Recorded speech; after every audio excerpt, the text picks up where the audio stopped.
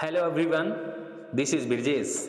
Heartiest congratulations to all the students appearing in this board exams. So today's class is very important for 10th and 12th board students. तो बेटा हमने आपको सारी चीजें एक proper method के रूप से बताई हुई थी कि एग्जाम के दौरान आखिर किन किन चीजों में हमको सावधानियां बरतनी है, लेकिन उसके बावजूद आप 2 मिनट में मैं आपको कुछ ऐसी इंपॉर्टेंट थिंग्स और फैक्ट्स आपको बताना चाहता हूं जिसके माध्यम से आप अपने पेपर को एक अच्छे अंदाज में आप लोग उसकी फिनिशिंग कर सकते हो।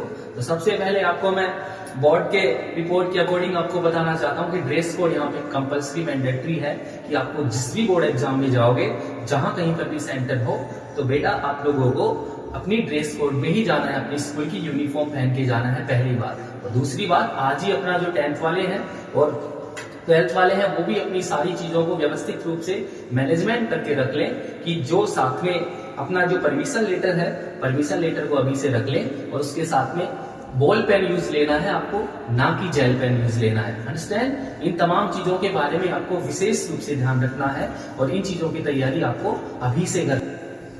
तो आज का वीडियो बनाने का जो मेरा मेन एम और जो टारगेट था वो यही था कि एग्जाम टाइम के दौरान अक्सर जो बच्चे होते हैं वो स्ट्रेस में हो जाते हैं, तनाव ले लेते हैं कि जो सर कैसा पेपर आएगा, कैसे मैं लिखूंगा, क्या मेरे अकॉर्डिंग जो पढ़ा हुआ सिलेबस उसके अकॉर्डिंग कुछ पेपर में क्वेश्चन बनेंगे नहीं बनेंगे। तमाम चीजों के लिए आपको अब जो करना है वो एक मोटिवेट आपको रखना है। इसके लिए मैंने सोचा कि 2-4 मिनट का एक ऐसा वीडियो आपके अंदर मैं ऐसे जोश जुनून वाला बनाऊं ताकि आप पॉजिटिव रह सको और अपना एक 100% अपना लेवल दे सको। तो स्ट्रेस लेने की बिल्कुल भी जरूरत नहीं, बिल्कुल पॉजिटिव होके जो 1 साल की आपने मेहनत की है उसको बिल्कुल एक प्रॉपर मेथड के माध्यम से आपको रिकवर करके आना है।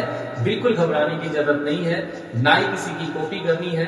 आज के दिन शाम तक पढ़ लेना, वरना आराम से सोना है, अच्छी नींद आपको लेनी है। तो 10वीं और 12वीं के वे स्टूडेंट्स जो अपने आप में तनाव से ग्रसित हो रहे हैं उनको यही कहना चाहता हूं कि पिछले 1 साल आपने जो अच्छी मेहनत की है उसका अब परिणाम दिखाने का समय आ गया। तो बिल्कुल स्ट्रेस लेने की जरूरत नहीं है, आपके द्वारा जो पढ़ा है वही आने वाला है। इतना कॉन्फिडेंस, इतना आपके अंदर विश्वास होना जरूरी है।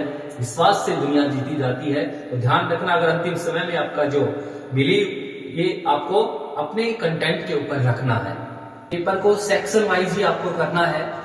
मैंने आपको पहले बताया था कि section A, section B, section C और सेक्शन डी, ये 4 पार्टीशन बनाए हुए हैं आपके पेपर के।